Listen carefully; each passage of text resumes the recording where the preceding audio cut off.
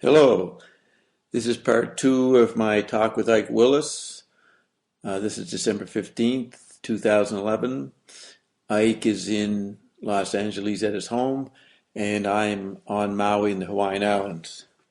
Now, Ike, the first issue I want to bring up is, can you explain why Frank Zappa was, in the popular language, an alien?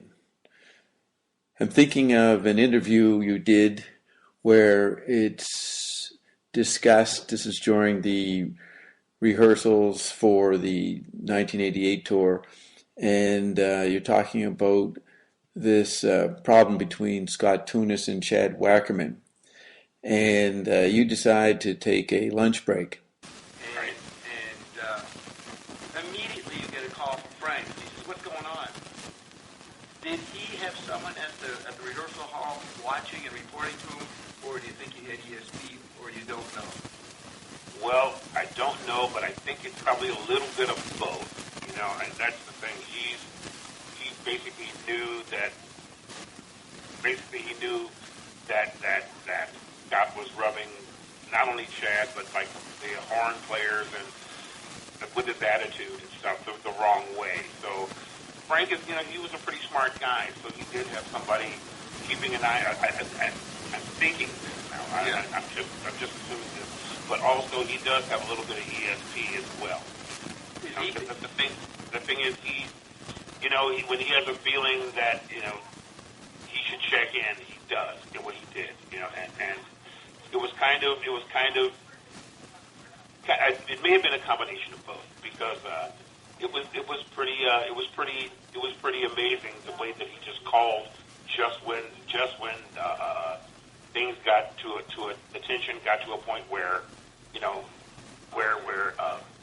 nobody wanted to even talk to Scott anymore, and it was like that. So yeah, but I mean Frank was smart enough. He was smart enough as an individual and running bands all these years and stuff that I think what the thing you first said was more correct, that he had probably one of the guys just keeping their ears open and keeping their eyes open. Right.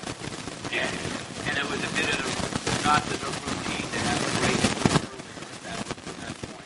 No, it was just about lunchtime or dinner time at that point because let's see, we went from 4 to midnight, and Frank usually comes in. At 8 o'clock until midnight. So it was about 7:30, something like that. About a half hour, 45 minutes before he normally comes in. Right. So it wouldn't be unusual, and he wouldn't have to call. You're taking a break, but he knew something else was up. Were people telling him about the tension? Well, he knew it. He knew it himself already. But the thing is, it's more than likely. I mean, it wouldn't. It's not surprising. Right. It wouldn't be a surprise to me at all. Would he see it when he came to do the rehearsals? When he came later, could he tell? Well, sure, because if Scott was getting on Chad's nerves or anybody else's nerves, naturally, by the time he came in, he'd see people being pissed off. Right. Or the attitude was different. It's pretty easy to see. Okay, so that's not really a good example. Did you give me? I think if Dobbs and Fleet used to demonstrate ESP, at least the rumors were that he would demonstrate ESP. Yeah, the captain was pretty good at that. Yeah, and I asked that when did the journalist asked him about being psychic? Then when I interviewed him in 1988 with Bob Marshall, I asked him about that point. I said, "You don't like it or that kind of stuff." No, I don't believe it. I'm just not going to waste my time talking about it to someone who wouldn't understand. This is Frank you're talking about? Yes. Okay. Yeah. Frank, he said in '69 when someone asked about being psychic, he said no comment when he was interested. Then 20 years later, I'm asking him about that comment he made in '69 in surgery. And he said it didn't mean that I didn't believe in psychic stuff.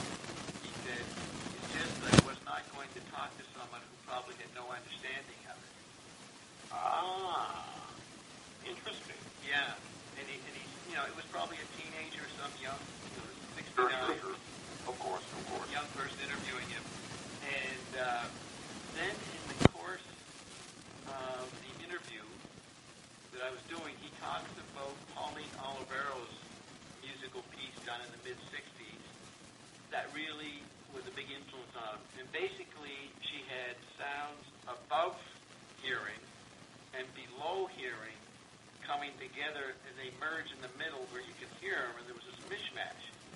And Frank goes into the metaphor of that, how it was so symbolic of how that he thought that model was a way to explain UFOs. That UFOs were in a different sensory level, frequency level. Other things were below, and occasionally, when the below and the above overlaid each other, the UFO would pop into the visible middle zone. Ah, well, that makes sense. Yeah, and then pop out. The thing is that Frank, he made a big deal out of this musical piece that Pauline developed. And if you look at the liner notes of Uncle Meat, the story about Uncle Meat, he's talking about scientists making instruments that people couldn't hear, experimenting with sounds, making bowel movements, get sick, or do this, or that. And now, I've discussed that with Ben Watson, who did a book on Zappa, and he thought that was Frank making fun of that kind of secret manipulation of sound. No, I doubt that very seriously. I took it that he meant it, that he was interested in that. Well, if he told you that, and actually put it in those terms, yeah, he meant it, because when it comes to his music, and his perception of music, and the people that he actually likes, the things he likes, he's serious. Yeah. He should have taken that as face value. Right. Now, is there anything in your experience and discussions with him where this concept or something similar was ever said to you? Well, we never spoke about it. We never talked about like UFOs, but we did kind of talk about his ability to be, where the psychic ability comes in. Because one day he did tell me that it was kind of weird, not weird, but he had come to the realization that, and accepted the fact that, when he writes certain songs, or when he writes certain things, or proposes certain concepts and certain observations of his, that either sooner or later they end up being true. They end up being happening. For example, Joe's Garage, 200 Motels, things like that, and things they would have just end up happening. His perception, Son of Orange County, things like that, and he had just come to the realization and accept the fact that, for some reason he has that ability. He had come to accept the fact that he maintained and possessed that ability, and so he's using it. Wanted to use it as best he could in whatever constructive and of course musical form, way, shape, or form that is possible for him. Which goes into his concept of conceptual continuity, etc. And synchronicity. Yes, exactly. So let me respond, because I'm really glad you know that, because when Frank passed on, Gail was in New York City, December 93. She's interviewed by a rock journalist at some radio station in New York. And I always remembered she was talking about the uniqueness of Frank and his gentleness and all these things. And then she brought that up. She didn't talk about, I don't think she said the word psychic, but she said, Frank would write a song, and sure enough, the strange phenomenon would show up, a year or so later. Sure. She pointed that out. Oh, very good. And so Frank's saying the same thing to you. It's just that what's interesting is that he said it to you. Well, yeah, I mean, we talked a lot. We would sit with each other, in hotel rooms and things backstage, and talk about politics, talk about science and things like that. Because Frank knew I was a political science major, so I was into various aspects of current events and things like that, and science as well, and even pseudoscience or things like that. So we would talk about stuff like that. Were you, quote, the most educated musician of the ones who've gone through? You've been to college, or you just had more of a curiosity about world events? Yeah, I doubt I was the most educated. Like, for example, people like Bruce Fowler, Ian Underwood,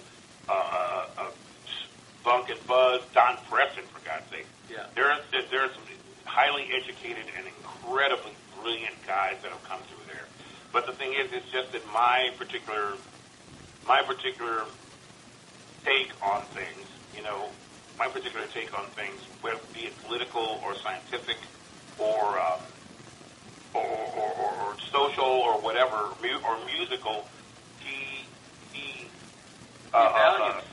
valued. Well, he respected that and valued that because on various aspects of certain things, we agreed on a lot of things as well, or saw things the same way, or at least close to the same way. Well, that's because you'd be as an African American outsider. He liked the outsider view. Wouldn't you say? Oh, certainly, most definitely, because that's one of the things that I was saying that he had told me about being on the government's radar for years and being considered a subversive, et cetera, all that stuff, for over 30 years because of his views and because of his perceptions of government and just the American way of life and or things like that. So that's a part of that. So that's and basically we saw eye to eye. We saw eye to eye on a lot of these concepts.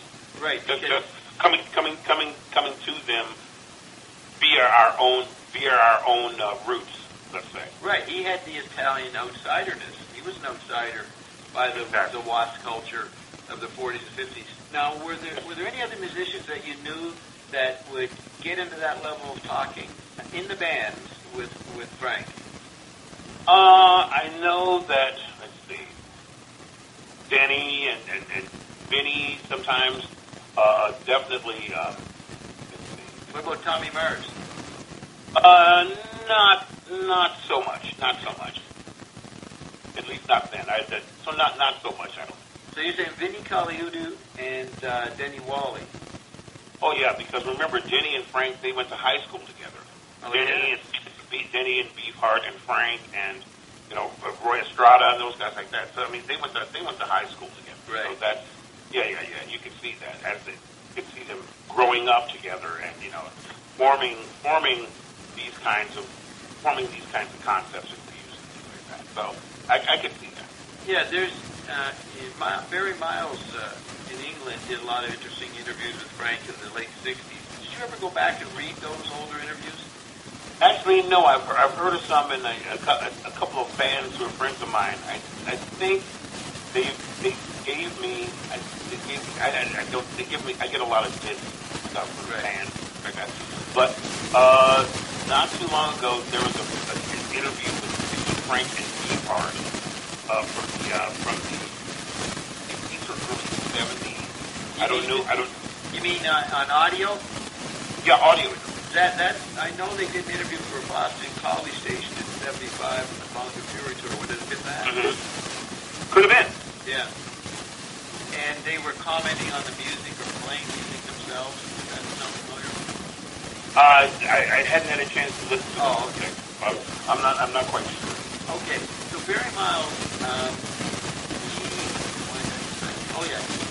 Frank tells him, it's like the late 60s, that he and Don Bentley were standing outside a folk club around 62, somewhere, I guess in California.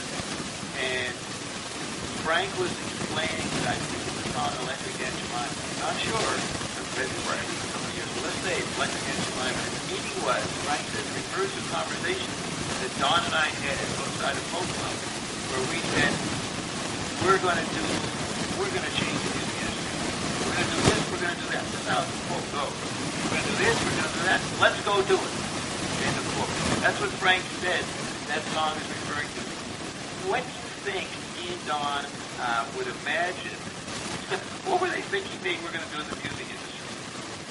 That's a great question. I mean, it's just probably turning it on its head by being non-commercial, by doing things their way, and let the chips fall where they may. And still making it, getting And into. still making it enough to the point where to be relatively successful. Yes. Yeah. You know, to be able to tour, to be able to record, and to have people actually hear it. Yeah, it sounds and appreciate it. Right. It sounds like they came to eye on something at that point, because within a year or two they're making Captain Beaver and the Grunt People. That film was exactly. War. And there might have been something in that it was both the concept. I just always thought about that. That later, when he plays, they do 12 Mass Replica, and then Frank is falling out with the advertising around it. But then Don, I met him in 71. I was in touch with visiting Dave Wally when he was doing the biography, and Beefheart was outraged. Someone would do a biography on Zappa. He was being really ornery about Frank. But a few years later, he's in the band of Bongo Fury, and he's saying Frank's the most creative person on the planet. I'm wondering either Don's very emotional and changeable. That's what Frank used to say. Yeah, very mercurial. Right, so we couldn't say that Don played out this antagonism or faked a rivalry with Frank as part of their plan. Now, that could be. Wouldn't surprise me in the least. You'd say Don's that cagey? Oh, no, Don was very, very cagey, very, very crafty individual, also very brilliant. So, wouldn't surprise me in the least. So they had. So it would be very interesting to see what they thought. Probably you're right. It's just basically we're going to maintain our own rules. We're going to do it our way, and we're going to make it. Precise. And at least get and make it on their own terms. Right. It's very important because making it, that has a lot of connotations, and it also has a lot of definitions. One person's version of making it, and of course it, the elusive it, is wildly different from individual to individual. Okay, that's number one. That's most important. So I mean, that's the concept here. Yeah, and the fact that they thought they'd alter the industry, either they, and what I mean by making it, create a big enough audience that they could survive it. They don't want to, become an Elvis or something, but they. Oh God, no! Yeah. That's the last thing they wanted. Yeah, but influencing the industry, and maybe just the audience. Kill Ugly Radio, expand kids' awareness of modern 20th century music and all that he did, because he was a kind of archivist of the underculture, subculture. Precisely. Modern music, modern black music, all that. He really had a musicological role, which was interesting. Oh, definitely, he sure did. There was a picture in Circus magazine around 1970 where you can tell he's in a classroom and he's lecturing like a high school kid. He could have been a teacher on the side. He was a teacher. I mean, that's the thing. Among other things, yeah, he was a great teacher. In music, yes, he was a teacher of the school. Well, no, not just music. He was a great teacher. He was a great teacher in a lot of aspects. Like I said, social studies, a little bit of science, a little bit of chemistry, a little bit of physics, the whole shot. I mean, he was pretty well rounded in a lot of ways. That's right. That's something that a lot of people don't understand. He was pretty well rounded in many ways. Yeah, he was balanced and very balanced. And in other words, he knew when to appear strange as a strategy. Not his personality. Oh, he was very aware of himself, and he was very well aware of himself when in the company of various individuals, people, businesses, types of people. Yeah. Sure, and he was comfortable in his own skin. Yeah, because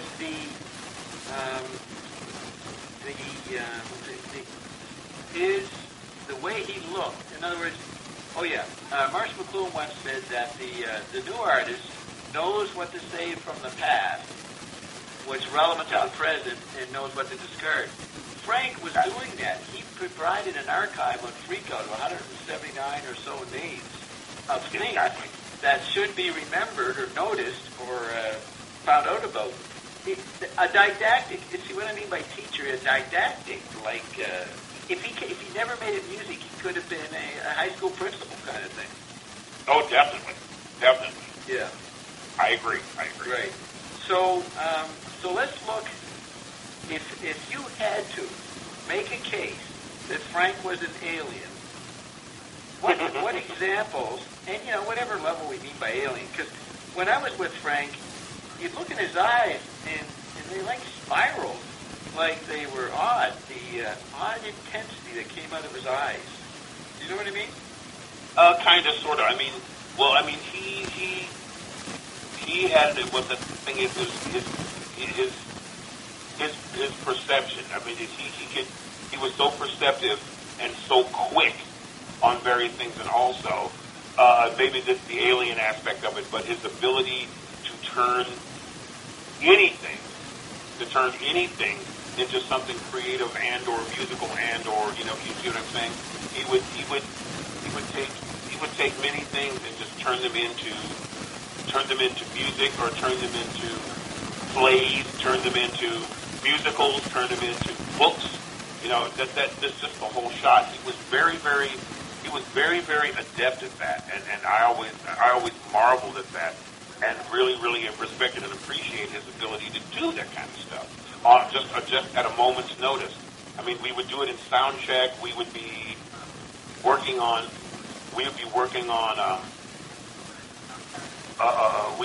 just working on a groove or a couple of notes on a guitar, or just hear something that somebody else was doing, and then he'd go, hey, wait a minute, I got an idea here. Tommy do this, I do this, etc. And it would start taking on a life of its own, and then it would end up being Dynamo Hum, or it would end up being Joe's Garage, or it would end up being Dumb All Over, or something like that. And he did it all the time. He did it all the freaking time, and it was amazing. I thought it was just totally amazing. And that's the alien part of it. And then the second part of it is the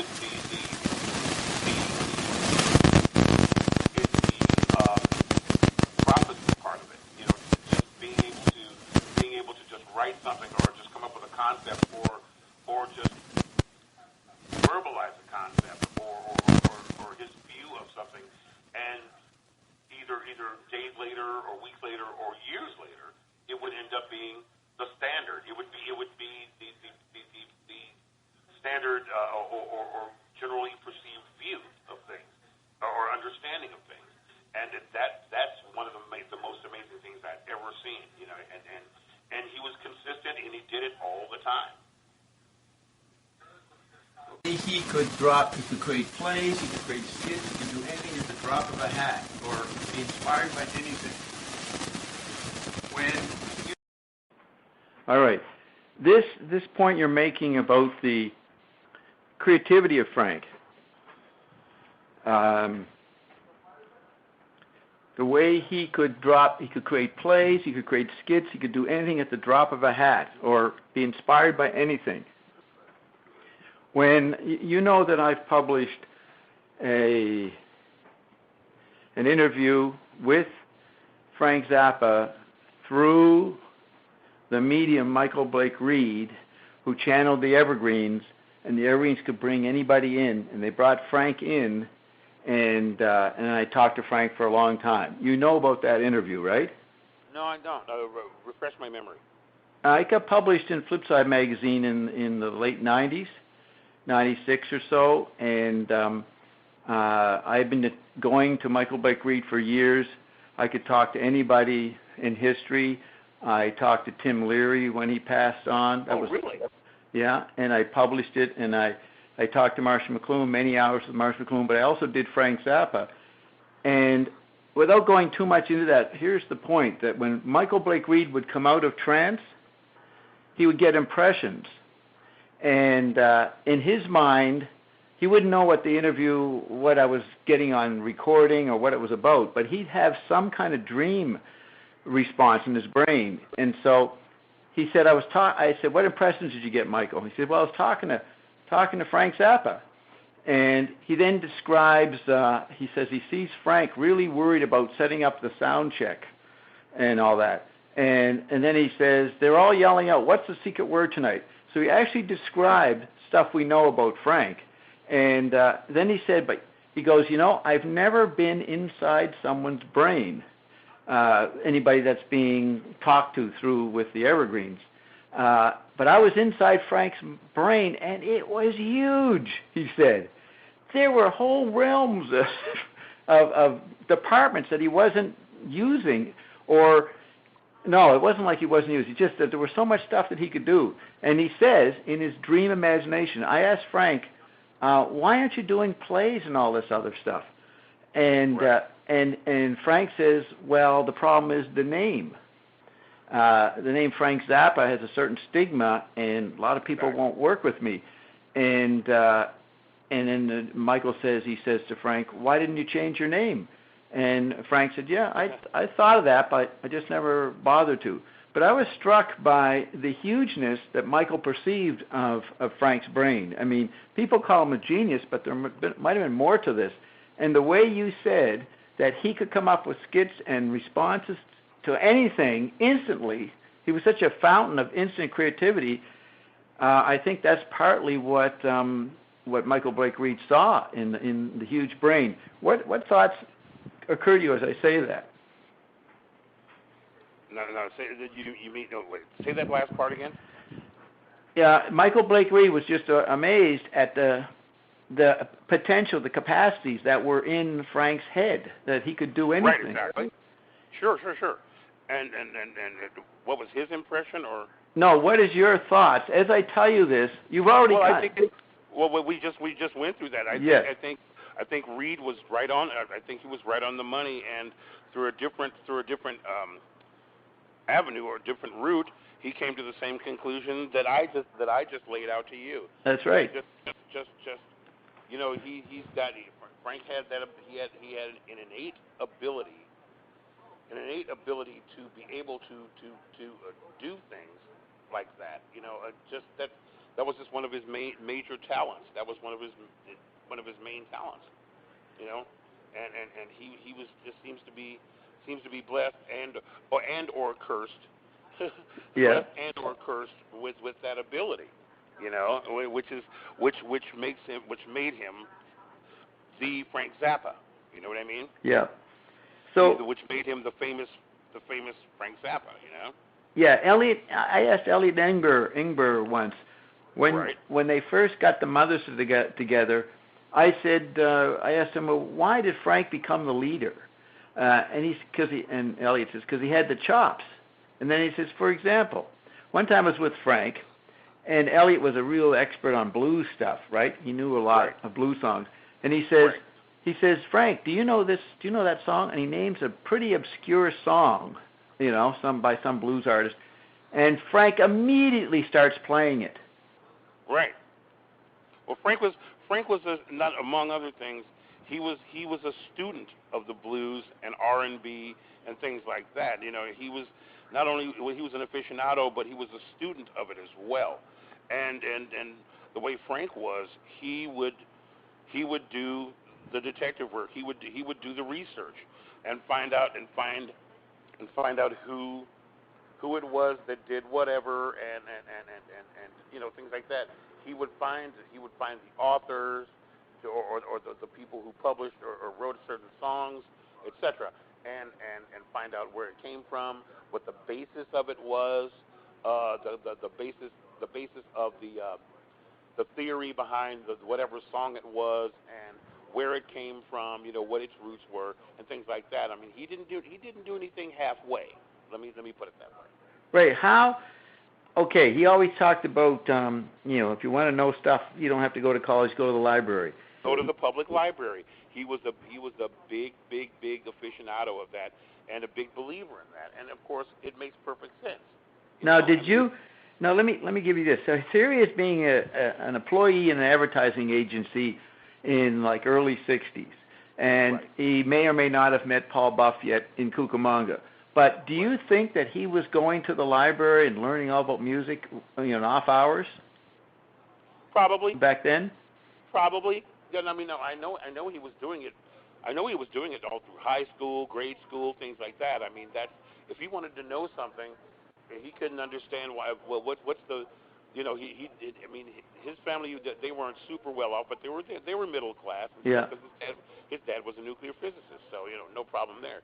But the thing is, they couldn't afford to send everybody to UCLA and then USC and Harvard and stuff like that. Besides, Frank, his concept was, again, why go through all that when I can just go to the public library when all the same books and by all the same authors and et cetera, are right there in the public library. Okay. Right. Now, did you see you start there in 78, do you see him go to the library in the late 70s, early 80s? No, I never saw him do it. I mean, he had already pretty much arranged it, got his concepts and stuff down, but it wouldn't surprise me to know that he still did it. Right. He might have got people sent out and got people to bring him stuff. Sure, exactly. Yeah, so, I mean, most time I understand he's in the studio in his basement, and he's not going out to the library, but you saw him dealing with, non-musical information, books and that, to be around in the studio?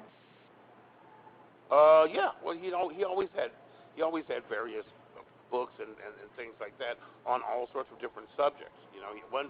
He actually, let's see, before the last tour, I think, or between Thingfish and the last tour, he was coming. He had a concept. He had a concept where he wanted to.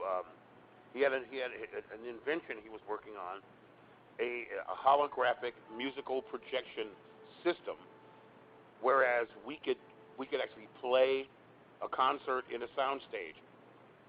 Wow. In a soundstage without leaving, without having to go anywhere. Broadcast it.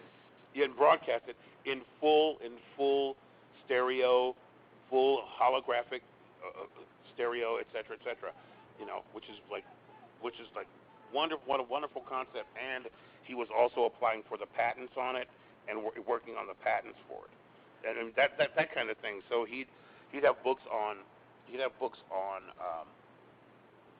electronics, et cetera, and also the actual physics of actually achieving this goal. And I'm sure he had also confabbed with various experts in the field as well. Yeah, calling them up. Sure. Oh yeah, he would do that a lot. So that's an example of what I'm talking about. So you saw the books, you saw the patents. Did he discuss? I think he showed me. I think I remember him showing me at least one of the basic patent. In fact, he did. He showed me at least a couple of the basic patent sketches that the concept was based on. So because he knew I was into science and et cetera, and all that. So, which I thought was very, very cool. Which I thought was incredible. Yeah. Which I thought was incredible. Have you ever said that in interviews before? No, I have not. Right. So here's Frank. This is what Michael Blake Reed's getting at. The guy could be a scientist. He could be well, sure. a musician. Anything. Well, sure. That's what I'm saying. Of course he could.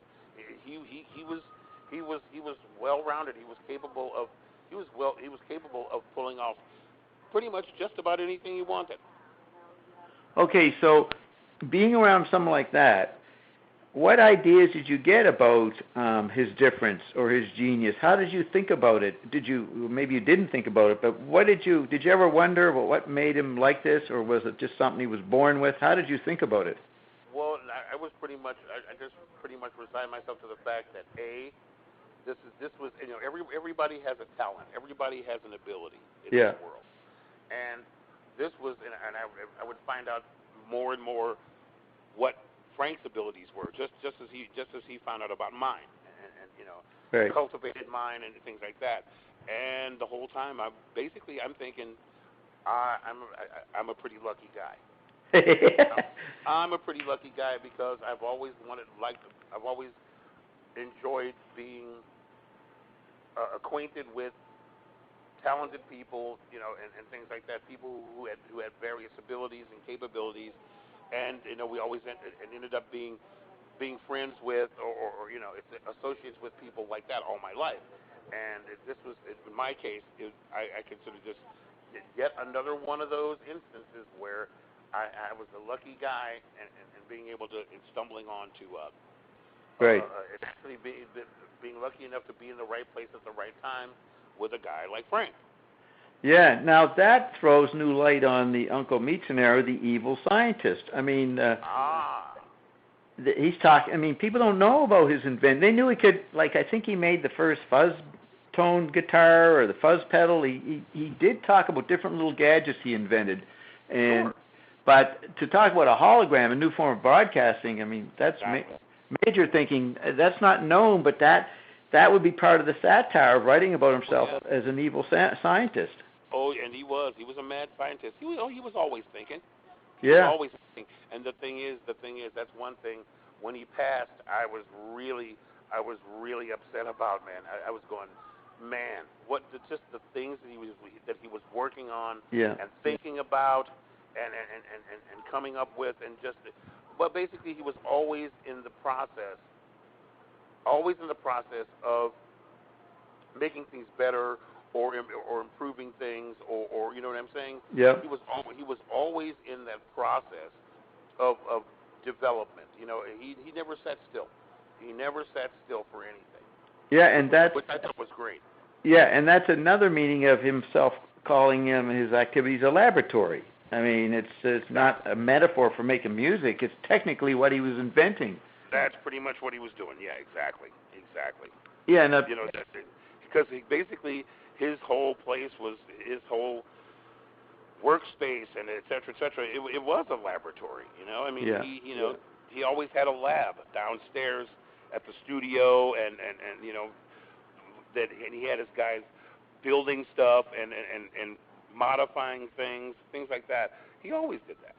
Right. When I go back to the ESP point, this idea of xenarchrony, where he would put, you know, one element from one concert and another element from another concert, and he wanted them to be dissonant, he said, or not match, or overlay and then sync up. And he said often they would sync up, so he called that strange synchronization. He didn't expect it, or he wasn't trying to get it.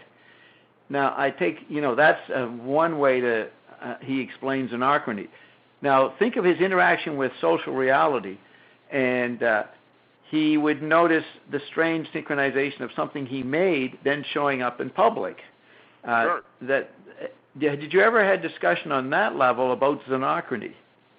Well, I'd never heard the term before. He had never used it with me, but we did discuss things like that because he was heavily into Charles Ives. He was heavily into Varese, things like that. I loved Charles Ives because Ives would do things that were, once again, he's the guy that would have a marching band come down one street and one coming from another street playing two different songs, and then meet and intersect at the intersection of a city block while they're still playing, and then march through each other.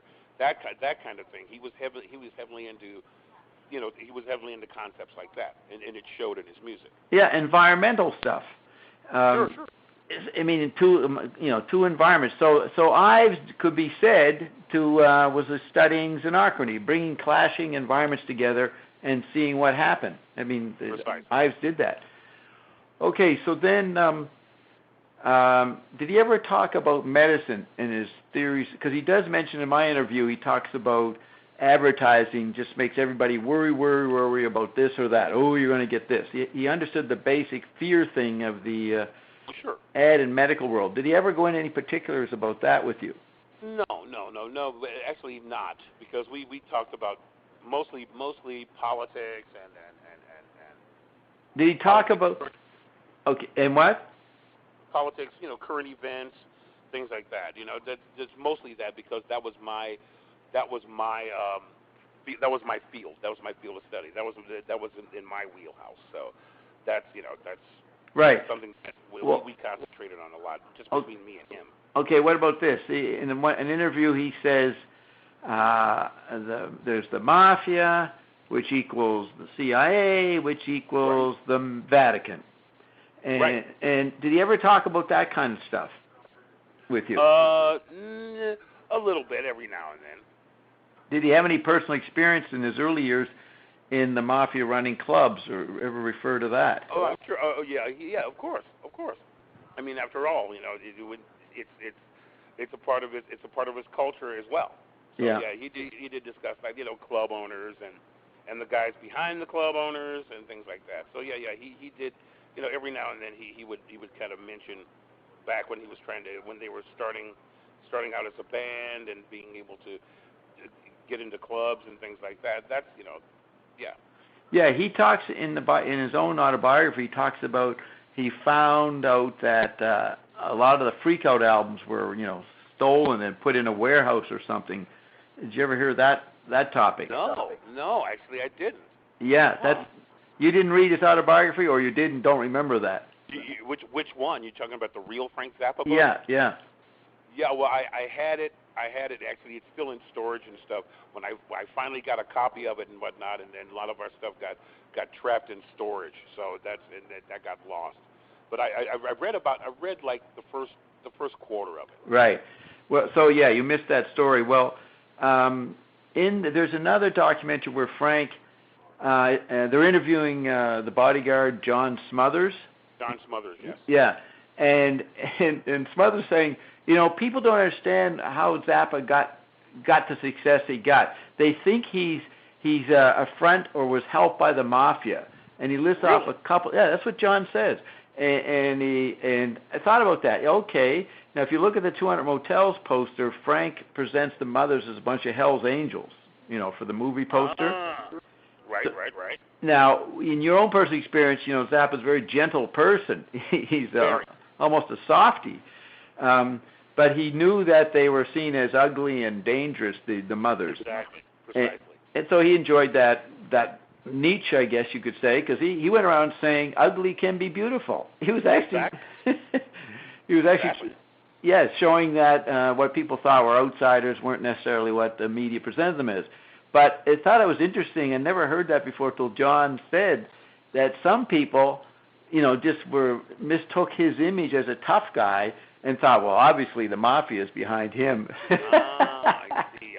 That's ridiculous. Yeah. That was never been my impression, because I always actually I told him once that he was just a teddy bear. Pushover. Guy. Pushover. Yeah. He's one of the nicest guy I'd ever known. And he goes, shh, don't tell anybody that. I gotta keep up my image. Yeah. Yeah. That's the thing, because sentimental slob teddy bear. That's what I called him. Right.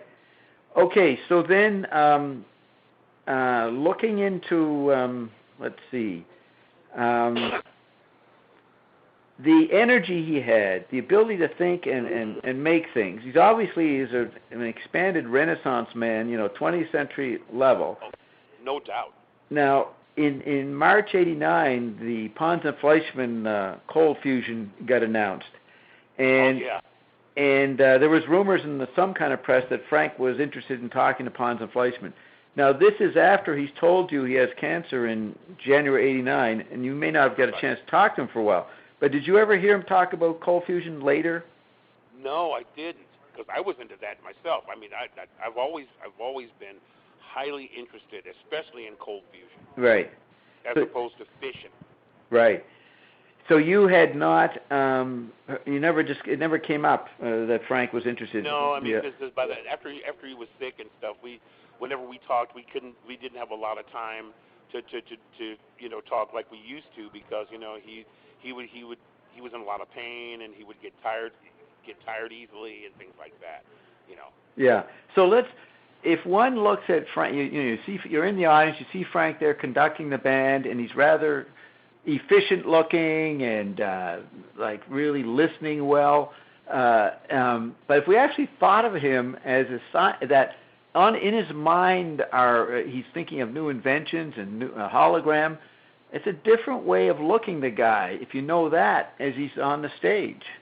You know what I mean? Yeah, but that's how I always looked at him, because I would pretty much just wait for him to do something with whatever we were doing, even though it may have been something that we've been rehearsing on for months and months and months. He would always find a way to to modify it or change it or mold it into something else on the fly. I mean, he did it every night. And I would watch him and try to suss out the process by which he was doing that. I mean, that's the thing. I learned a little bit of how I learned a little bit how to do it, you know, just for my own benefit, and also just as a performer and as a composer and as a musician. But the thing is, you know, I could never figure out the actual process. You know what I'm saying? But I was definitely glad to be there, you know, being able to observe it and to be able to adapt myself to it as well, and to be able to use it myself in some small way. Right. You know? But it works. Let me tell you something.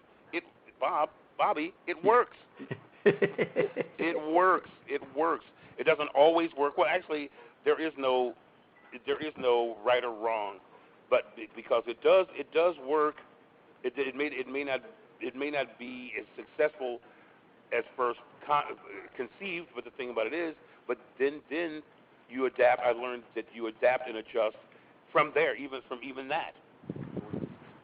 Right. You're saying, when you say it worked, the ability to respond and change your playing or something. Is that what you're saying? Sure. Oh yeah. The performance, the playing, the tone, the whatever.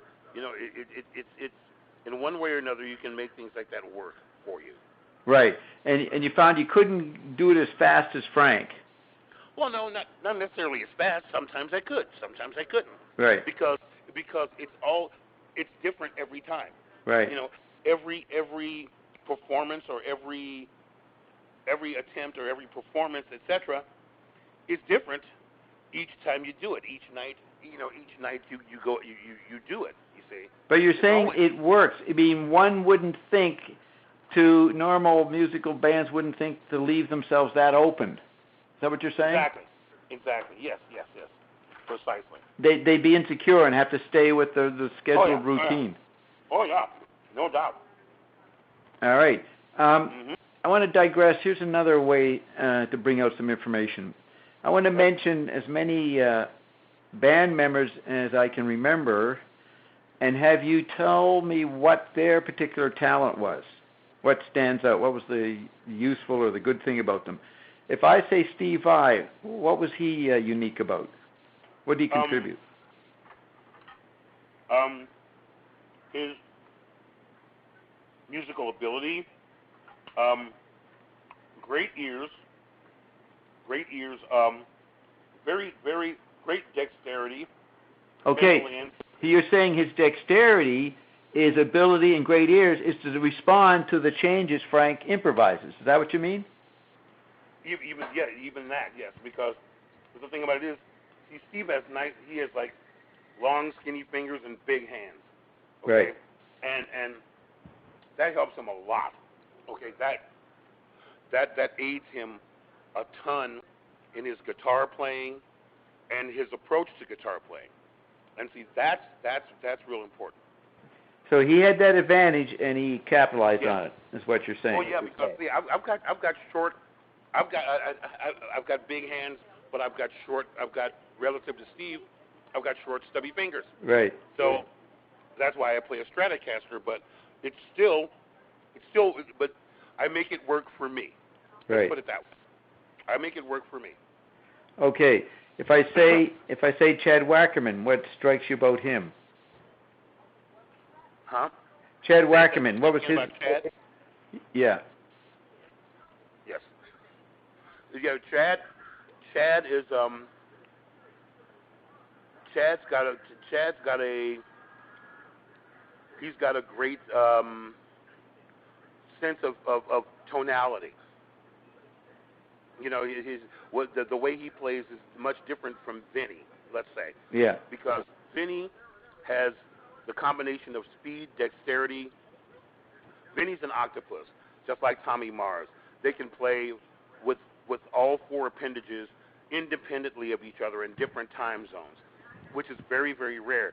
Chad is not as good as that, as good as that as Vinny, Right. but he makes it work. He makes it work in a different a different manner. Let's put it that way. Is tone timbre?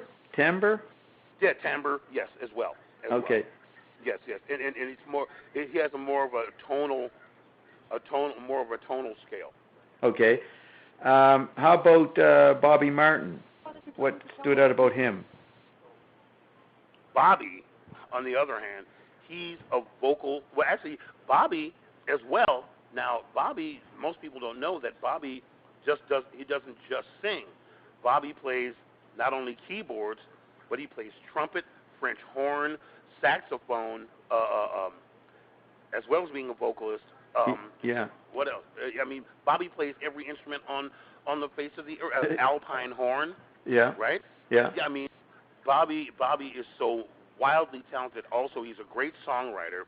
He's a great arranger, okay? His vocal, I've heard some of his solo stuff.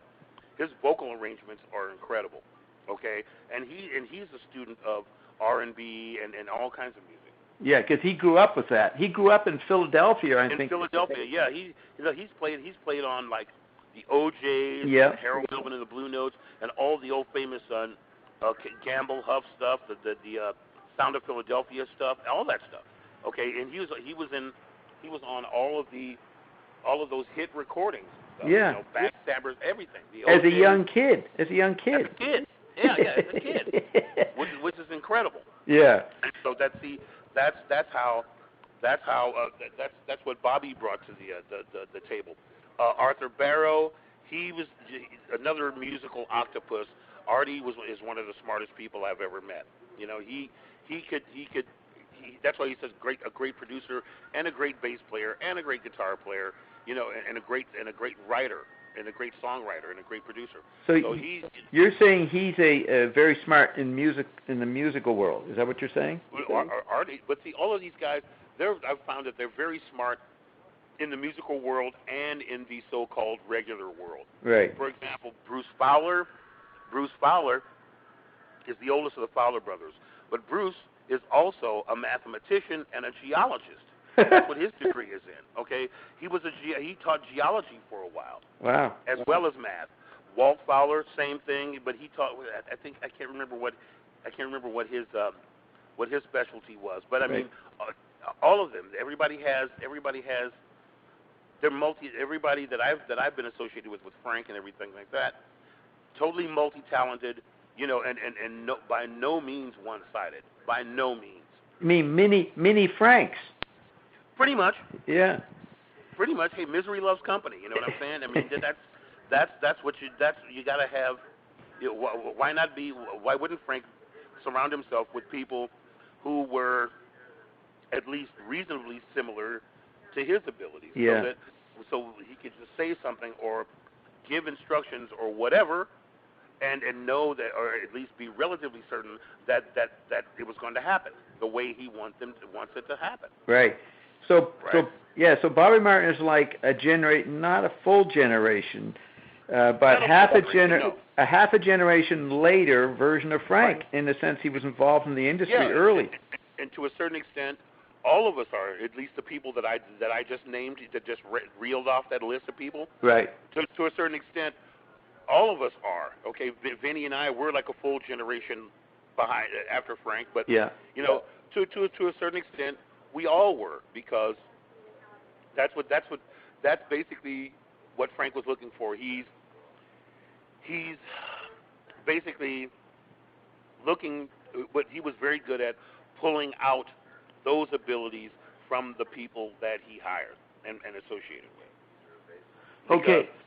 Knowing that, or at least having a relatively good idea that he could get these results based on his way of thinking and his concepts of achieving things, he would basically hire band members based on his observations and his concepts and his theories about of way of doing things. You know, and he got pretty damn good at that too. All right, so if we think of some of the older members, maybe you didn't play with them enough. But what talent did Don Preston have? My God, total genius. Yeah. Electronically and educationally as well. Okay, you know that Don helped invent the Moog synthesizer, do you not? Yes, I heard about that, and he also influenced John Coltrane. He says. Yes, he did, and also Preston was he taught.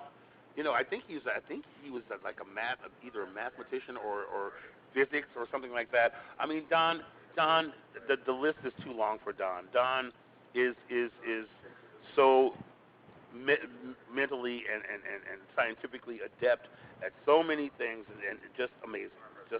He's very like Frank then. Oh, very much so.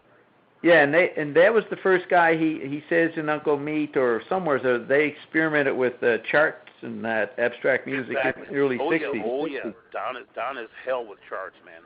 He can read any chart. He could teach them.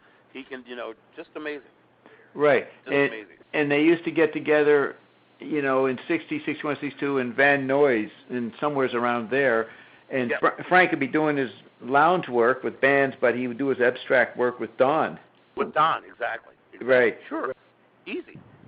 All right. What about Jimmy Carl Black? Did he have any particular talent? Jimmy has a great down to earth, just no bullshit way of seeing things and conceiving things. And he could boil the most abstract concepts down to, okay, well, I see it like this. Okay, I mean that's it. I knew Jimmy, great guy and stuff like that, but I didn't know him as well as my other brothers in the band. But I loved him. He had a great sense of humor, like I said, and a great way of conceptualizing abstract ideas and thoughts into just plain common sense. He was very good at that. All right. He was very good at that. Yeah. What about Roy Estrada? I don't know Roy as well. I mean, I know him a little bit, but, he just seems to be a fun guy. Right. How about Ed Marimba? Artie Tripp. I never met Tripp. All right. Okay, so we go back into the 70s. Tommy Mars, you've already talked about him, multi-talented. Octopus, is that what you said? Yeah. Yeah, he's the keyboard octopus. One of the, yes. All right. Who are we leaving out? Ed Mann. One of the greatest people on the face of the earth. He was actually the student conductor, the Clone Meister. When I joined the band, I learned a lot from Ed. Yeah, I read that recently. I'm surprised. Why would he be the clone? What is the role of the Clone Meister? It's the student conductor. When Frank isn't there's got to be somebody in charge. To run everybody through the tunes that Frank wants to work on that evening in rehearsal. Well, you got to know. Do you have to be able to conduct? Well, it helps.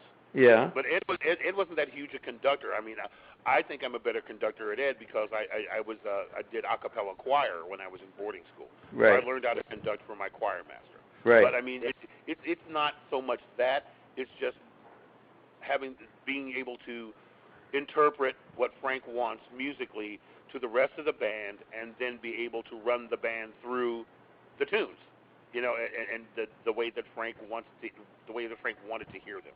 So Ed has to know his music. He's in the band before you, but not too much earlier, right? No, just a year or so before me. But he was able to know the tunes or teach them. Oh yeah. Oh yeah, he's a mallet player, man. Yeah. He's a mallet player. He has to play impossible stuff. Okay, with both hands. Okay? Right. He definitely knew. He definitely knew his theory, his theory and his charts and things like that. He knew his theory and his charts and stuff very, very well. Very, very well. Okay, now I saw an interview with him about '96. And he had gone into the New Age market. He was playing with New Age musicians, what's called New Age music. And he said, actually, I don't think Frank's music is what the world needs now. It was good when it was, and it was cynical and critical. but in the mid '90s, Ed's saying there's so much chaos and violence going on. We need some kind of soothing level. We don't need criticism. And he was talking this way. Did you ever hear any of that? Do you know what I'm referring to? No, I don't. He was the only person. It was a very interesting opinion. He said, Frank's time, his kind of music, incredible genius, and the perfect pitch for his era, but not relevant as you get into the later '90s. Ed had a theory of another kind of music, almost a healing music. That's why he got into the New Age therapy, kind of using sound for therapy. I had no idea. No, I had no idea at all. Yeah, and he said, that's what I want to do. I don't want to agitate people, disturb them. I want to soothe them. And a healing. And he actually worked in healing clinics. So that's a long time ago. Yeah, that's what he's been doing. That's what he still does an occasional clinic as well. All right. Okay, so we've got Ed, Chad, Mike Keneally is in the last year. Any particular talent you want to say about him? Mike is another, let's say he's another Bobby Martin. Okay, he plays keyboards, guitar, bass, just all. He plays every instrument. He writes his ass off. He writes his ass off. He's just incredible. Well, what's coming out of this is that, I don't know if people realize it, I don't think you get as many musical geniuses or musical extra talented people in one band compared to any other band. I don't know if there's... Well, I think, it's at another level. Yeah. At another level. Yeah, it's like the postgraduates. Like, if you can do complex music and you're interested, then Frank provides that environment for advanced research, almost. Hey, throw this studio. Give me a call, please. Mama. Yeah, well, that's the thing. I said advanced, for you want interested in advanced research, you want to come to Princeton and hang out with Einstein, then come in our band. That's what I'm saying, because I used to call it, I actually, in the early 80s, I named it Zappa University. Yeah. Frank loved it because I wanted to get letter jackets and stuff made, with the Phi Zappa Krappa with the Phi Zappa Krappa emblem on it and things like that, and have like Zappa University have a ZU on the front. Frank thought it was a great idea. I was going to actually do it. That's basically postgraduate work. You know what I'm saying? Right. Listen to this. That's grad school. Yeah. I was thinking, okay, Zappa University. I was thinking this a minute ago. Okay, that's ZU. That's the Grand What Zoo? What zoo? What? Pretty much yes. Pretty much yes. Yeah. That's really not far off the mark at all. It's a zoo, and we don't even know what zoo it is. It's not that far off the mark at all. Right. Now Frank talks about you talk about, he said, Ike, have fun. Have fun. Right. I'm not doing this unless we're having fun. That was his prerequisite.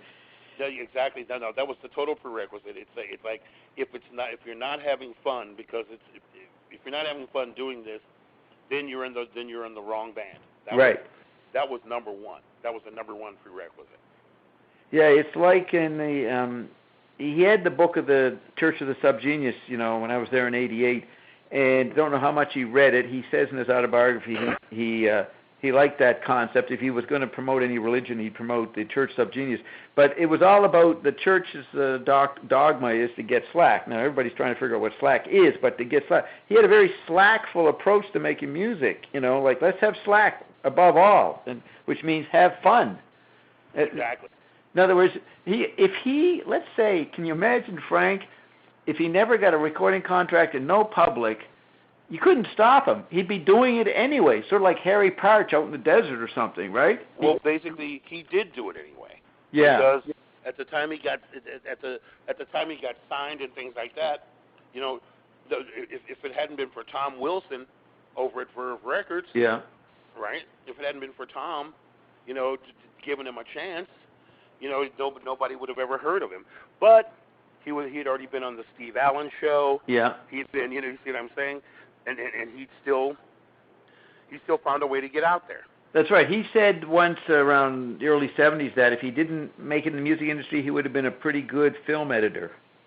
Oh yeah. Oh, he's a great film editor. Right. Fantastic film editor. Yeah. Now, in Pauline Butcher's new book, the secretary to Frank from '67 to '72, at the beginning, she meets Frank at the hotel the first night, and there's a black guy that she meets on the elevator going up, and he gets off on another floor, and then she finds the right place, and then all of a sudden the black guy shows up, and then he comes in, and Frank knows him, and it's Tom Wilson. Okay. Yep. So they had met earlier, coincidentally, somewheres, and then they meet again in the elevator. And then they're in the room finally together. And he, at one point when Frank was around, she was leaving, and he said, "Stick with this guy, Frank. He's a genius. He's going to go far." He actually predicted that. Tom Wilson said that to her. I didn't know what Tom thought of Frank. Like, Frank joked that he thought he was getting an R&B band, when he heard them at the Whiskey Go-Go, and then it was something else. And then he wondered, well, maybe Tom was. Well, I got him stuck with this guy. But no, he actually told Pauline, he said, "This guy's a genius." And he's saying that in the summer of '67 or so. Yeah, but that's the thing. Yeah, that was the joke that I heard. That was the basic concept of the joke that I heard that Wilson made a mistake.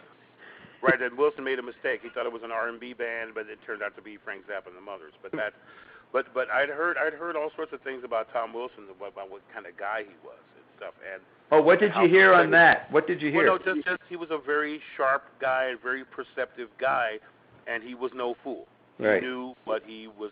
He knew what he was doing. Right. So yeah, I never heard anything about him, and now to know that he said that to Pauline, we know that he knew what he was doing. It wasn't an accident. No, he was no idiot. I mean, yeah. Look, he would not have signed Frank unless he thought that there was something there. Right. Right? I mean, come on, let's think about this. He would not have signed Frank unless he thought in his own mind, in his own heart of hearts, that there was something worth signing for. Yeah, and he may have, especially in those days. Yeah, he may have made a passing remark to Frank that he was a bit surprised, and then Frank, taking the absurdity of it, expanded it, exaggerated into this huge thing, but sure. Exactly. For the humor reasons. Sure. Okay, now what about Ray White? What's his talent? Vocally, just great range, great talent, great sense of humor, and also he writes a pretty mean song as well. Yeah. And he's pretty prolific at it. He writes songs all the time. Actually, when we're on tour and even when we're in the bus, he brings his laptop along, and he's constantly writing songs and stuff. But very, very quick on his feet, musically, humor-wise, and things like that. I mean, after all the years we performed together and stuff like that, he's pretty sharp. Okay, now I spoke to him in London, at the Project Object show there, and he was touring with someone else. Do you know who that was? When was this? When were we there? In Zappa, August. This August. He was touring with somebody else. Oh, later in the fall. It was like, I don't know, Yes or some band, Queen or something. You don't. No, I can't remember who it was. I can't remember who he was. God, maybe KVHW. It could be KVHW. Right. So he did work with other bands. You. Oh no, always. Yeah. He always works with other bands. Okay, so and have we missed anybody? Drummers, Chester Humphreys. Those guys were before your time, right? Yeah. Chester and Ralph. But I've played with Chester and Ralph as well. And there's great guys. Chester is amazing. Ralph is amazing. I have nothing but total respect for those guys because those are the guys I listened to when I was cutting my teeth. Right. In college, and becoming familiar with Frank's music. Frank's the newer version of Frank's music in the 70s. Because I was in boarding school the whole time. Yeah. Starting with the Roxy tour, starting with the Roxy album. Yeah. So that's Chester and Ralph were the drummers then, which was just amazing. All right. What about Napoleon Murphy Brock? What talent does he have? Main talent. He's a performer. Let's say that. If there's, he should be on Broadway. He's a ham. You're saying he's a ham. Thank you very much. I'm glad you said it. Yes. He's a total ham, but he makes it work for him. He makes it work for him, and he's good at it. So there you go. What about Ruth Underwood? I mean, we know she was talented. No. Talented doesn't cover. Talented is an understatement when it comes to Ruth. Ruth she's the queen of percussion. She has the most amazing thing I've ever seen with two hands. Okay. Yeah. When I didn't think that it was possible for a human being to play marimbas and xylophones and percussion instruments like that. Okay. I didn't think it was possible. Wow. Until I saw Ruth on the Roxy tour. She is like a game changer. She is just amazing. Just totally amazing. So again, you got all these incredibly talented people that end up with Frank. I mean, that's pretty lucky on Frank's part that these people were available. Well, lucky and also perceptive. Like I said, Frank, he would be in a city or an area or something like that, and basically, you know how it goes. You hear about people, or Frank was at the point where he got into the level where people would tell him about certain people. Right, as well. right. Or pass the word along, or hey Frank, I heard this kid, blah blah blah. Okay, and things like that, and the word would come around, like Steve Vai. Basically, somebody called Frank and said, I heard about this kid. I heard about this kid. Like Adrian Belew, he discovered in a club. But what was Adrian Belew's talent? Yeah. Adrian, he saw Adrian in a club. Yeah. So what would you say was Adrian's feature? Oh, Adrian's amazing. Adrian's totally amazing. Great guitar player, great performer, great singer, etc., etc. All right. Now there was Denny Wally. Was he in the band when you were there? Yes, he was. What would you say? Power slide guitar, amazing vocal range, incredible sense of humor, just amazing. Okay, now, did you have much interaction with Don Van Vliet? Yeah, I mean, not a whole lot. Not a whole lot. There was not a whole lot of interaction, but I did associate with him a little bit. So what did you make of him? Was this when this would be later when he's moving towards painting? No. Psychic, and just an amazing guy. Have you heard of the book by John French or Drumbo? He details, meticulously the ups and downs. No, I didn't. Huh? No, I didn't. Just Bobby. Now Don was just an amazing psychic guy. And he was very, very perceptive. Just a second. Okay.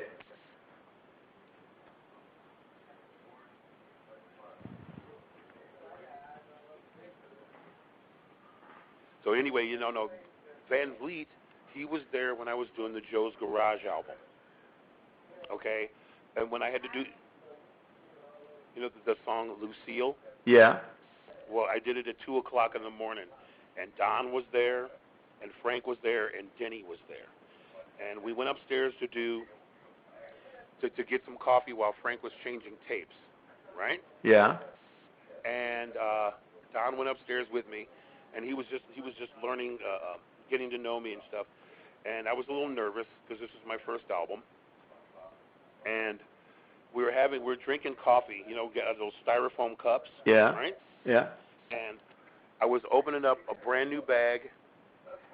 Of cups, and just as I was pouring the coffee in it, Van Vliet tells me, "Don't use that cup; it's defective." As soon as the coffee hit the cup, it started leaking out of a hole in the bottom of it.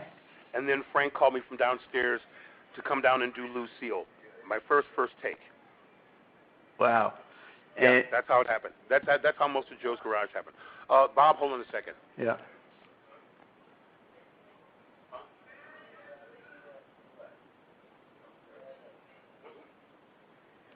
So yeah, that was my first album, and That was my first album, and it was great.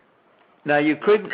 Now Don couldn't see a hole in the cup. Did he see something defective? No, dude. This was a brand new. This was a brand new bag of styrofoam coffee cups. Oh, I see. Yeah. Unopened. It was in the break room closet upstairs at Village Recorder. Okay. And Don, meanwhile, Don was sketching. On his pad while he was talking to me, telling me, "Hey, look, man, I think you got a good thing going here. Don't be nervous and stuff. Frank is a great guy, and he really digs you." Okay, that's what Denny and Van Vliet were telling me the whole time. Okay, so. And then he says, "Oh, by the way, the cup's defective." No, he said basically, and I quote, "Don't use that cup. It's defective." Wow. It's before you put anything in it. As I was, no. By the way, the cup's defective. No, he said basically, and I quote, "Don't use that cup. It's defective." Wow. It's before you put anything in it. As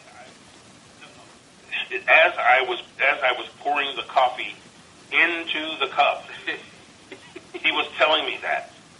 Wow. Okay. As I was pouring the coffee in the cup, he was saying those words, and then the cup starts. Then it just started. It started leaking out of the bottom. Okay. It was the most amazing thing. It was the most amazing thing I'd ever seen. Right. Now, if you got any other stories of Don like that?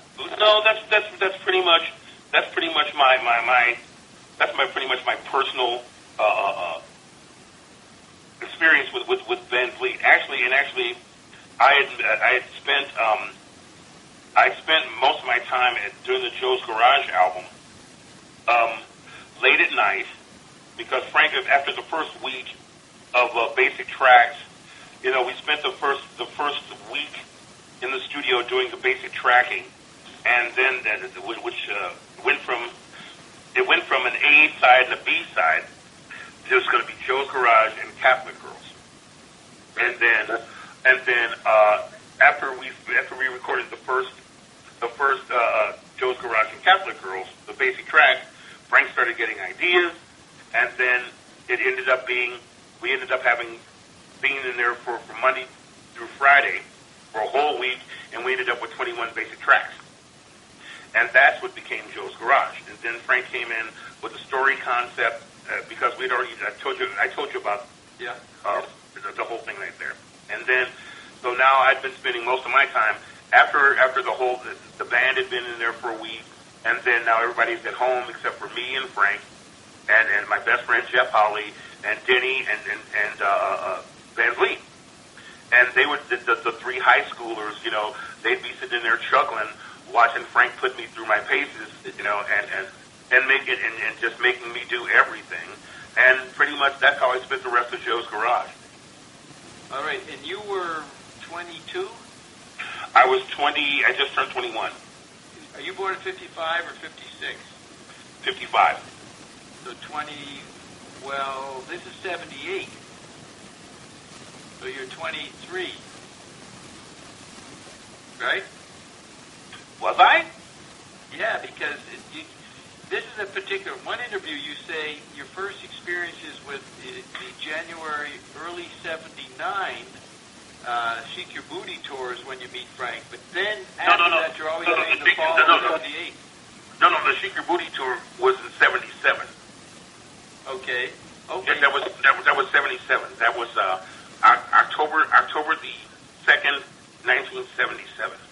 Yeah, I remember the date. I'm not talking about the tour. Right, that's October 2nd, 77. 77, yeah. And I'm thinking, the album comes out in the spring of 79. So. No. It came out in 79, did it? Yeah. Okay. Now that I wasn't sure of. So you see him, and it's a year later, fall of 78, where you're brought in to do Joe's Garage. No, actually, it was the spring and summer of 78. That was right after graduation. Right. I was in summer school. and school was over. My senior year was I just finished my senior year, but I was in summer school catching up on my credits. Right. And Denise had graduated on time, and I was still living on campus, and I was in my dorm room while graduation was going on, and Denise did, marched down the thing, went and watched her graduate and stuff like that. And when I met Frank earlier during the Shake Your Booty tour at first semester, I had already taken a half semester off the year, our junior year, so that I could get my chops and stuff together musically, because I decided I was going to be a professional musician. Right. So after graduation, that is why I was still in summer. I didn't graduate on time because I was catching up on my credits. Now, that would be summer of 77 or summer 78 you're catching up? Oh, 78. Okay. Denise and I are class of 78. Well, okay, you're born in 55. That's 23 years. So okay, because I wasn't quite sure of. Well, what month is your birthday? November. So you're 22. Technically, you're 22 before. Okay, good.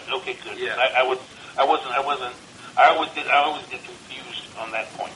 Okay, so what? I mean, it was like you got to understand, Bobby. It's like a blur to me. Yeah.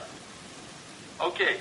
I want to bring up another. I got a good point about ESP, but just as a side thing, you say on your first day at college, you see Denise, and you meet her on that day.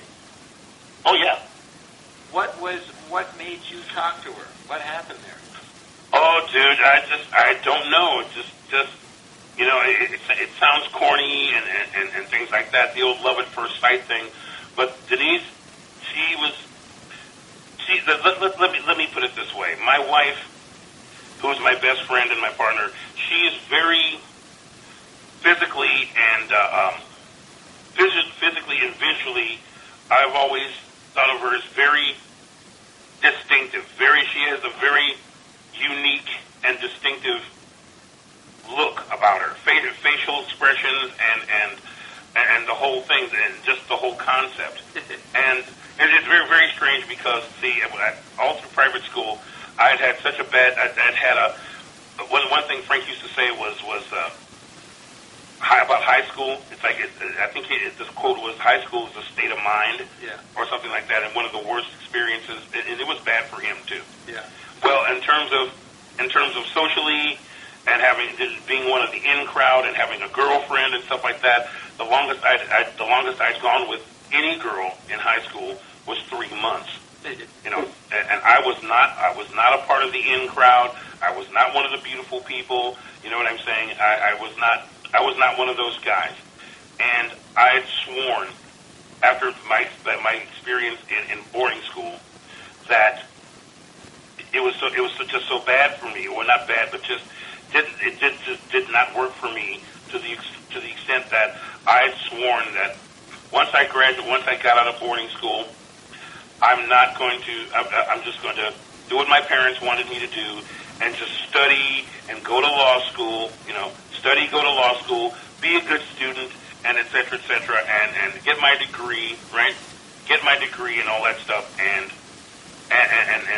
be a good boy, go to law school, and do what my...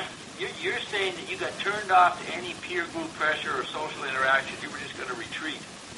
Yes, exactly. I was just going to retreat and say, forget about it. I'm just going to be. It's not worth. The emotional struggle of how it's not worth the emotional struggle of being popular, and I'll never find a girl who will even halfway consider me as like a human being or you know what I'm saying? But you knew you had musical talent at that time. Well, sure, but I've been playing professionally as a musician since I was 8 years old. I didn't have any problem with I was the most popular guy on campus everywhere I went, as long as I was on stage entertaining them. Okay, but once the show was over and the lights go off and stuff, all the most popular girls on campus whose boyfriends were the football team captains, the basketball team captains, and all that stuff. They liked me, but they couldn't afford to be seen with me. Right. You see what I'm saying? Because they're part of they're the in crowd and the beautiful people. But I was not. I was definitely. You're the court clown then. You're the court clown in that situation. You're funny. You should mention that, because one of my main bands that I put together when Denise and I were in college was called Clown. And it started out being, the original name was Class Clown. Right. Okay, but same concept. But anyway, back to Denise. Yes, Denise, she's very, so I made my decision not to be involved with any romantic activities. I'm just going to be retreat to my original identity as Ike Willis, power nerd, because that's why I was in boarding school. I mean, I'd gone there on scholarship, and I'd gone to college on full scholarship. I was, since I was a kid, 10 years old, IQ tests, which I passed with flying colors when I was 10 years old, had 140 IQ, national scholastic rankings, all of that stuff. But I also happened to be a rock and roll musician. And, my mom was a jazz singer, and I grew up in the Willis family. So there's the dichotomy there. Which is why I really didn't get along with anybody,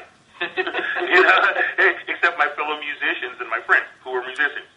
Right. And so, needless to say, this did not bode well for me. Right. You were about to retreat, to go in the wrong direction, and you see Denise. When puberty came around, right? And here I am, the day that actually less than a week after I had sworn off any romantic entanglements of any sort. My first day, me and Jeff Holly, we met on the basketball court, and we were late for our first orientation meeting to meet our advisors and stuff. And we go into our first orientation meeting and walked in the door, and there, sitting across the room, was Denise and her mom and her dad and her sisters. And there are many other people in the room, but she stands out. Oh, yeah, well, all of our fellow students who I hadn't met yet were sitting all around the room waiting for our life in college to begin. I look across the room and I just spot Denise, or at least there was this kind of beaming glow coming from across the room. I look across the room and I say to myself, "Oh shit." And essentially, that was the beginning of it. And somehow, one way or another, I figured out a way to finally actually at least say hello. But that's another story. Is that within a week? No. Within a week of me swearing I'd never do this. No. There was that night, that day. Oh, you didn't speak to her that day later. Yeah, I found a way. Right, and the point is, it's a week after you've decided to become a monk. Pretty much. Which would have been, if you had not, I guess she brought you out, got you social again, then it gets you back into music. If you had not gone into music and been a lawyer, you probably wouldn't have been happy. What do you think? Well, no. I didn't swear off music. You just swore off relationships. Yes, I swore off girls. I swore off any kind of romantic entanglements. I swore that off. But not music, because music was my life. Okay, so music was the thing that I would never swear off. So you're saying you were thinking of being a lawyer in case you didn't make it music, but you're still leaving it open to make it in music. Oh yeah, I mean that's the thing. Nothing can stop me from playing my music. Right. Doing music, nothing can stop that, because that's once again that is my life, right? Right. That's my life. But the thing is, I'm not. But the thing is, I was still going to continue. I was going to continue pursuing music no matter what. So did you have a couple of girlfriends that didn't work out in high school or boarding school? Oh yeah, definitely. Like I said, I was not a part of the. Yeah, you could not provide any the girls want to be part of some swinging crowd or something happening. Well, yeah, They might like you, but you're not going to provide the social environment. It's almost like you didn't have a driver's license and you couldn't take them anywhere, kind of thing. Well, yeah, that's the thing. I mean, I was the entertainment, and I was the the clown. I was Well, that's like I said, or I was the entertainment. As long as I was on stage, entertaining the beautiful people, right? Yeah. They loved me as long as I was entertaining them. But the minute you socialize with them, your intelligence gets in the way. You don't want to hang out with stupidity, I guess.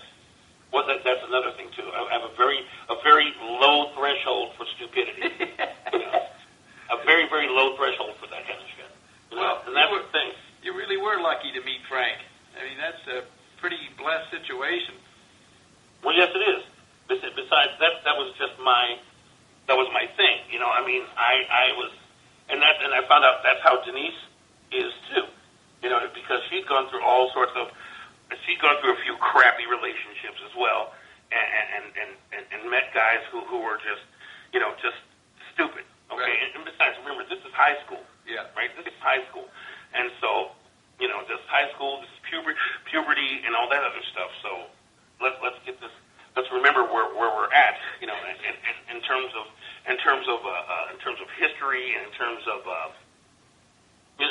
of just sociological interaction. Yeah. Right. Yeah. And it's just plain old reality. Right. It's still a 50s reality, even though it's the early 70s. Oh yeah, man. And we come from Leave It to Beaver families. Our parents have been together. Both of our parents have been together since childhood or college and things like that. Right. And so that's just, and they've been together all their lives. And you grow up, you go to college, you get an education, you get a good job, and then you go from there. That's how we grew up. What city did you grow up in? St. Louis. Oh yeah, Missouri. Right. Yeah. Okay. St. Louis, Missouri. All right. So I want to shift to another point. You want to do Denise another time, but because it's about time for me to get off of here because I got to. Speaking of Denise, I've got to get back to her. Right. Also. Okay. So here in Zappa's United Mutations form that he filled out, he asked the question: is God ESP? Really? Yeah, that's the question he asked, back in 66 or so, or 65. Really? Yeah. Wow. Yeah. Nice. I had no idea. Well, you probably didn't read it. No, of course not. I was too busy being a good student. That's right. You were part. You mean in your life, or too busy working with Frank? Is what you mean? No, in my life. I mean, the United Mutations thing. Wasn't that in the 60s? Yeah, 66, 67. Yeah. Okay, yeah, no, 66, 67. I had just begun. Let's see, my first bands. Right. I first back in the 60s and started playing music. I started my first band and everything. I was too busy trying to be a musician. That's right, and you're just a kid, so you probably never read it. Did you ever read David? No. It might be in David Wally's book. Did you ever read that book on Frank? No, and when did that? That came out in the early 70s. David Wally. What's the title? No Commercial Potential. Oh, the No Commercial Potential book. No, I never read it, but I knew about it. Okay. The thing is, we start off talking about ESP and all that, and then we get into anachrony and what Gale says about him seeing events, manifesting of what he writes about. We come full circle. Maybe you'll have some further thoughts on this. Is God ESP? And we know that Zappa had this incredible charisma or power over people. Very interesting statement that he would say that at such a young age. But Frank actually asked that question. He posed that question. In the form. God ESP. Yeah. It's the form that goes out to everybody, and you're supposed to answer those questions when you fill in the United Mutations. Oh, really? No, I didn't know that. Wow. Thanks for hitting me to that. I had no idea. Yeah. And, that's why when someone asked him in 69, what do you say about ESP or Psyche 7, he goes, no comment. That's interesting. I get you. Well, see, that makes sense now when you put it in that context. Yeah. Right? That's when right. you put it in that context, that makes infinitely better sense. Now that I hear the context that it's put in. Right. Okay, makes perfect sense, Bobby. Perfect sense. Okay, so let's. If you have more thoughts about that, we can do more talking. It's up to you. What's on your schedule for tomorrow? I could fit. I'm available tomorrow. Let's continue. About what time? I'd have to be 2 or 3 your time. Okay, let's see. I will be back because Denise and I we have to go. We have to get up early and run errands and stuff because Friday is bill paying day. Plus, we've got to deal with the manager and the landlords and all that other stuff too. So we got to go pick up her check and we have to ride the bus since we don't have a car yet. Right. Okay. So that's another thing. And she just got in from work. So I tell you what, 2 or 3.